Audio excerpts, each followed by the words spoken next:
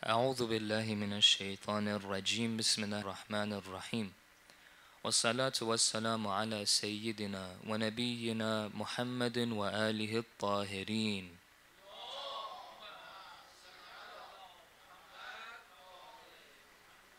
قال الله في كتابه الكريم أعوذ بالله من الشيطان الرجيم بسم الله الرحمن الرحيم إنما يريد الله ليذهب عنكم الرجس أهل البيت ويطهركم تطهيرا. صدق الله العلي العظيم.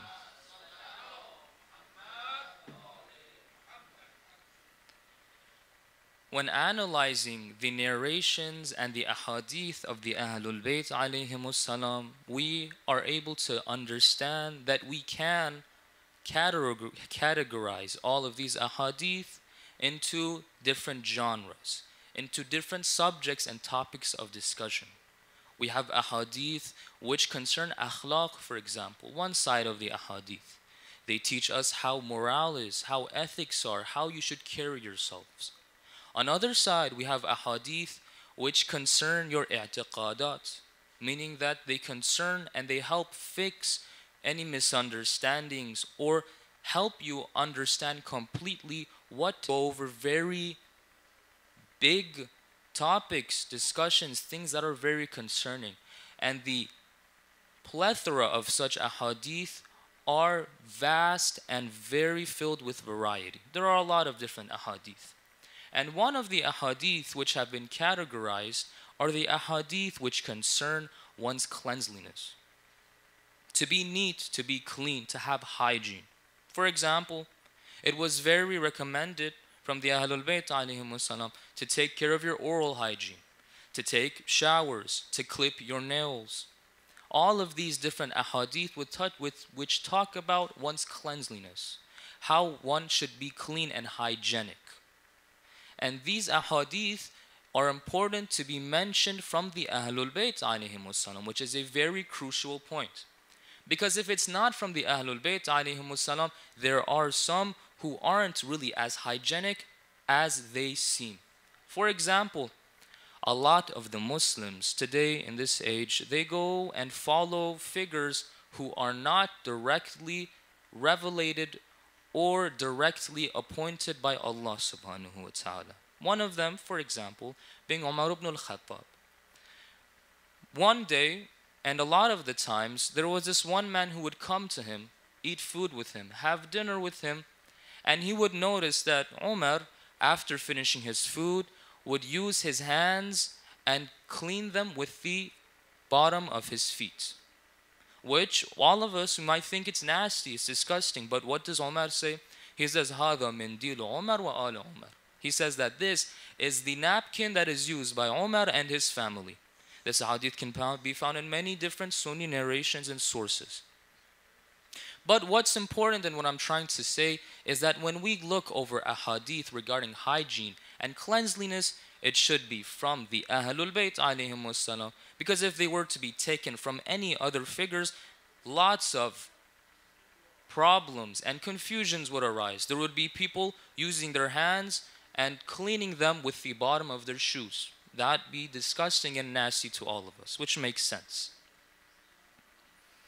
Now, although we have ahadith and narrations which dive upon the topic of one's hygiene and cleanliness, one must understand, and it is a misunderstanding and misconception among many of us, but there are, of course, a lot of us who completely understand and know, but there are a lot at the same time of us, which is alarming the amount of us that don't know and have a misunderstanding on this, is that the ahadith or hygiene or cleanliness in Islam is restricted only to physical and on surface levels. Meaning that when you brush your teeth, it's just to brush your teeth. It's just to take a shower. It's only certain within them. For example, why was brushing your teeth or taking care of your oral health very important by the Ahlul Bayt alayhimus salam? Because if we look if we look at different studies, we are able to analyze that poor oral health is one of the main players in cardiovascular or heart health. when you're not taking too good of your mouth, it can actually directly be the result of heart problems. So we see that the ahadith of the Ahlul Bayt alayhimussalam, though in the past some might have understood them as just apparent on a surface level, they had deeper meanings. They had greater meanings is one's cleanliness, but spiritually. All of these, some have come to misunderstood that hygiene and cleanliness in Islam is only restricted in these. While on the other hand, we have deeper meanings and a deeper idea on what cleanliness is. And that is one's tahara and najasa. Taking care of one's spiritual cleanliness, taking care of one's spiritual purity. In the religion of Allah subhanahu wa ta'ala, Allah subhanahu wa ta'ala has brought some standards that He, through these, knows someone to be clean or unclean. Very generally, we are able to categorize those which Allah subhanahu wa ta'ala deems spiritually dirty or najis in a few topics or a few najasat might seem pretty disturbing, but they are what it is. One of them, for example, being urine. Urine is najis. It's spiritually impure or dirty. Another one being feces. Another one being reproductive fluid. Another one being dead body parts. Another one being blood. And another one being intoxicants. These are general ideas of those which are najis. And of course, dead body parts doesn't mean meat and parts which are the result of things that are besides Islamic slaughtering. Now, when we take a look at these, we are able to understand that in hygiene, He Himself knows and has standards for spiritual hygiene. Misunderstanding in this exact part. They don't really care too much if they're najis, if they're tahir. If I'm apparently clean and clean, then I'm fine, right? Is something from Allah subhanahu wa ta'ala, is a standard from Allah subhanahu wa ta'ala, something very important that through this cleanliness we present ourselves to Him.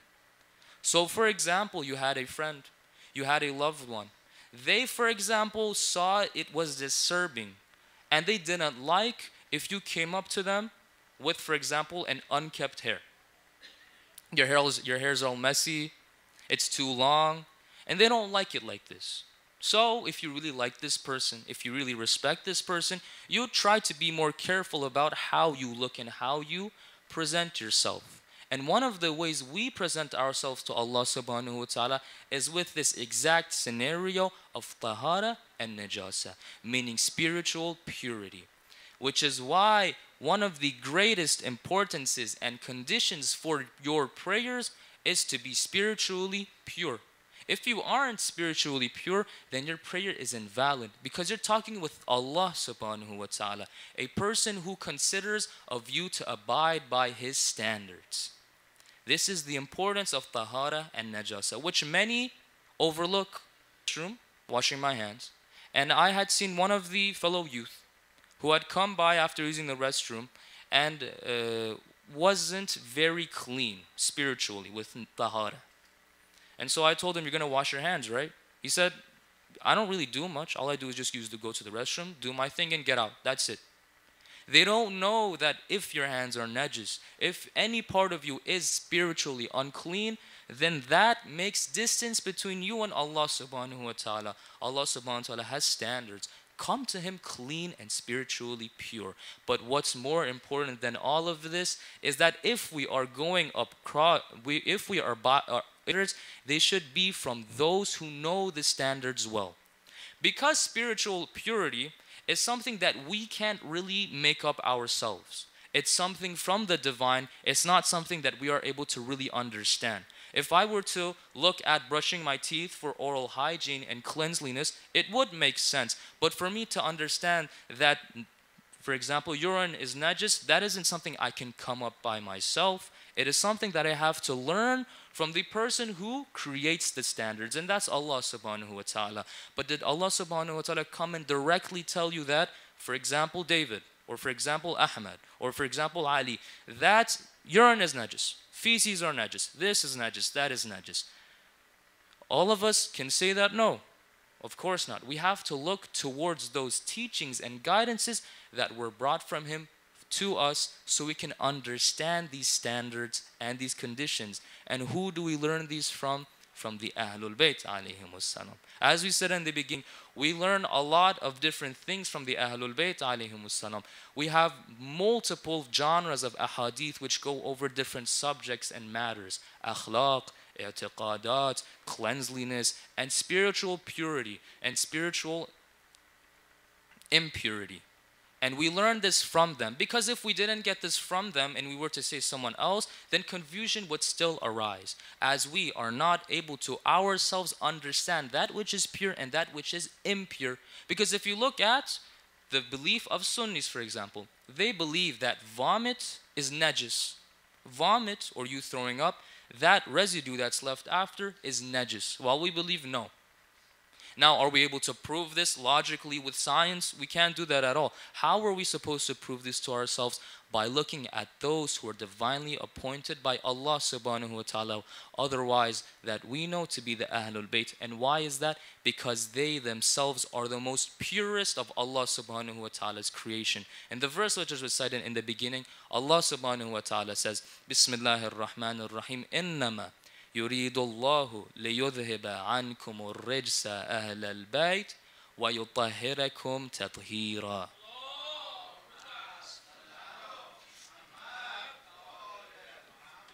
Allah subhanahu wa ta'ala in the Quran himself is saying that He has made the Ahlul Bayt alayhimus salam pure, clean from any impurities. So wouldn't it make sense to refer to these people on the standards of Allah subhanahu wa ta'ala? Spiritual purities. To top it all off, we'll go over what we said very shortly in summary. We must always remember to take care of our spiritual purity, because this is a standard that Allah subhanahu wa ta'ala wants from us. But where do we learn these standards? Where do we learn these conditions? We learn them from the Ahlul Bayt alayhimus salam. May Allah subhanahu wa ta'ala give us all the tawfiq and success of becoming among the true shahs of the Ahlul Bayt alayhimus salam. And may we be all alim and amil to the teachings of the Quran and the Ahlul Bayt alayhimus salam. وصلى الله على سيدنا ونبينا محمد وآله الطاهرين.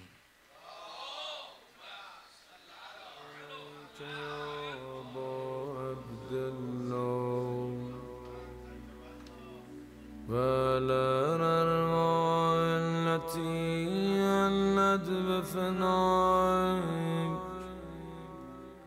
عليك مني سلام الله أبدا ما بقيت وبقي الليل والنهار ولا جعله الله آخر العهد مني لزيارتكم.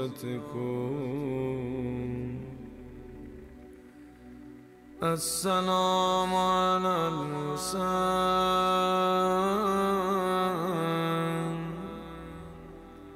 وعلى علي بن الحسين وعلى أصحاب الحسين. السلام على الحسين وعلى علي بن الحسين وعلى أولاد الحسين وعلى أصحاب الحسين. عنایت بفرمایید جهت شادی ارواح درگذشتگان و حقدارانمون، وارثین و بدوارثین از مؤمنین و مؤمنات اجماعاً صلوات. اللهم صل علی محمد. اعوذ بالله السمیع العلیم من همزات الشیاطین و اعوذ بک ربی ان یحضرون. بسم الله الرحمن الرحیم و به نستعین انه خیر ناصر و معین و افوض امری الی الله ان الله بصیر بالعباد. حبیبنا و طبیب قلوبنا ابی القاسم مصطفى محمد لعنة الدائمة على اعدائهم اجمعین من الآن الى قیام یوم الدین. اللهم كن لوليك الحجة ابن الحسن صلواتك عليه وعلى آبائه الطاهرين في هذه الساعة في هذه الساعة وفي كل ساعة وليا وحافظا وقائدا وناصرا ودليلا وعينا حتى تسكنه أرضك طوعا وتمتعه فيها طويلا برحمتك یا ارحم الراحمین. عنایت بفرمایید جهت سلامتی و تعجیل در ظهور آقا امام زمان اجماعاً صلوات ختم بفرمایید.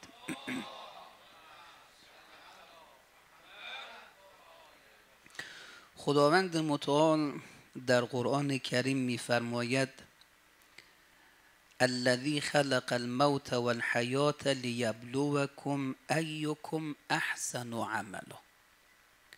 خداوند متعال مرگ و حیات رو خلق کرده. مرگ یک مخلوقه، یک چیز عدمی نیست، وجودی، موجود هست مرگ. حالا به چه شکلی ما متوجه نمیشیم، اما مرگ وجود داره. کما اینه که بر اساس روایات روز قیامت که میشه، وقتی شنیدید دیگه، دستبندی ها مشخص میشه، جهنمی ها مشخص میشن و بهشتی ها هم مشخص میشن. بعد خداوند متعال به تمام اهل محشر میگن این طرف رو نگاه کنید. به یه سمتی نگاه میکنن، یک چیزی شبیه گوسفند ابلق سیاه و سفید رو میارن و سر میبرن. بعد میپرسن میدونید این چی بود؟ همه میگن نه خدایا چی بود؟ میگه این مرگ بود. مرگ رو ما سر بریدیم، دیگه مرگی وجود نداره.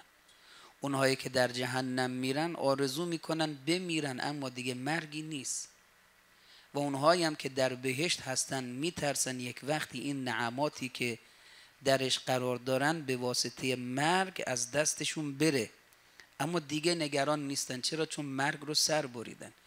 اونهایی که در بهشتن خوشحالن، لذت میبرن، کیف میکنن و هیچ نگرانی برای از دست دادن این نعمات بهشتی براشون حاصل نمیشه.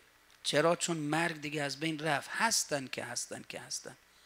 اونهایی هم که داخل جهنم هستن، اونها هم عذابشون بیشتر میشه. چرا؟ چون میدونن دیگه مرگی نیست و ما خالدین فیها هستیم. خدایی که فرمود ما موت و حیات رو خلقش کردیم. مرگ و زندگی یک موجود هستن، بلکه وجود دارن، بلکه در این عالم جزو مخلوقین خدا هستن. همون گونه که من و شما رو خلق کرد، درخت و حیوانات و کرات مختلف و موجودات عجیب و غریبی خداوند متعال خلق کرده. مرگ و حیات هم بر اساس این آیه قرآن عظیم و شأن مخلوق هستن، موجود هستن این دوتا. بعد خداوند متعال میفرماید میدانید چرا من مرگ و حیات رو خلق کردم برای شما؟ به چه دلیل خلق شده؟ لیبلوکم ایکم احسن عملا. به خاطر اینی که مشخص بشه، امتحان بشن تمام مردم، تا از بین اینها اونهایی که احسن و عملا هستن بیان بالا.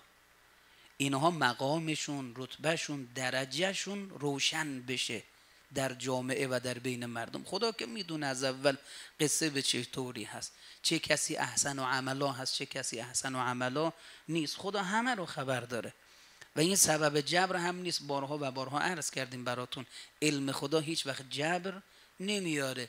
علم خداوند متعال هیچ وقت به واسطه تغییر مسیر ما جهل نمیشه. مثال معروفش بالای پشت بامی اگر باشید و مشغول نگاه کردن کوچه و خیابون باشید، شب تاریک برقی هم نیست، میبینید خورد. آیا این علم شما، این آگاهی شما، این دانستن شما سبب جبر برای این دو تا راننده؟ حتما باید به همدیگه بخورن؟ نه، هیچ جبری نیست. فلهذا علم خدا همین این یک مثاله برای اینکه ما بفهمیم من انسانی که اینقدر نقص دارم، سراپا نقصم، این گونه علمهایی دارم که علم من به خودم گاهی وقتا سبب جبر من نیست. اینجا شما نشستید، بعد از برنامه بارها و بارها عرض کردم غذا میدن، آیا این جبر میاره بر شما که این غذا رو بخوری؟ نه، میدونی، اما هیچ جبری نمیاره برای شما. علم شما برای خودتون جبر نمیاره، چه برسه برای دیگری جبر بیاره. به هیچ عنوان. معلم میدونه کدوم شاگردش برنده میشه، کدوم شاگردش رفوزه میشه. آیا جبر؟ نه، میتونه اون شاگردی که زرنگ هست درس نخونه رفوزه بشه. پس علم سبب جبر نیست، بلکه مربوط میشه به اون شخص دانا و فضیلت اون شخص دانا رو میرسونه و خیال ما رو راحت میکنه که یک شخص دانا و آگاهی بر تمام این امور در این عالم کاملا سیطره و احاطه داره. اگر میبینی ظلمیه، اگر میبینی سختی هست، اگر میبینی گرفتاریایی هست، شما خود به خود آرامش پیدا میکنه. چرا؟ چون یک انسان یک موجود عالم و آگاه، به شدت آگاه بر تمام این امور داره حکومت میکنه، از همه چی آگاهه، از همه چی خبر داره. هنوز سبب آرامشه، خیلی هم خوبه. اما لیبلوکم ایکم احسن عملا، که حقیقتا چی کار است؟ من یه مثال بزنم و انشاءالله بحثم رو جمع بکنم. میگن یه پادشاهی بود، یک دختری داشت با تربیت عالی، خیلی خانوم، خیلی رشد کرده، خیلی پرورش یافته، دختر پادشاه هم هست دیگه. بعد یه روزی اومد بین مردم اعلام کرد من میخوام برای دخترم دامادی انتخاب بکنم، هر کسی حاضر داماد من بشه بیاد ثبت نام کنیم، از بین اینها داماد رو مشخص میکنیم. کی آمدن ثبت نام کردن؟ همه. ایشون از حالا دستشو بلند کرده میگه ما میریم ثبت نام. همه ثبت نام کردن، از هر قشری، از هر مردمی آمدن ثبت نام کردن تا داماد پادشاه بشه. اونم چنین دختری با چنین کمالاتی، با چنین ویژگی هایی، خیلی خیلی مهمه، ارزش داره. امیرالمؤمنین فرمود زن و همسر قیمت نداره. یعنی چه یا علی؟ فرمود اگر همسر خوبی باشه، کل دنیا که هیچی، اون چرا که خدا خلق کرده به پای این زن بریزی، بازم ارزش این زن نیست، در حد این خانم نیست.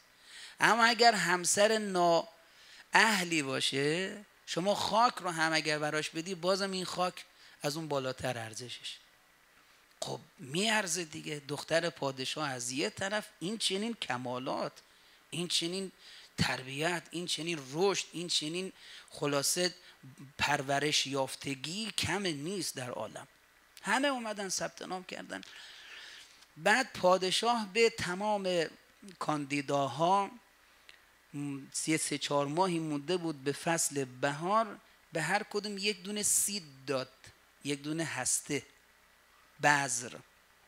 گفت 3-4 ماه تا بهار مونده، این بذر رو ببرید بکارید، هر کسی که بذرش تبدیل شد به زیباترین گل، اون میشه داماد من. همه آمدن، بذرها رو گرفتن.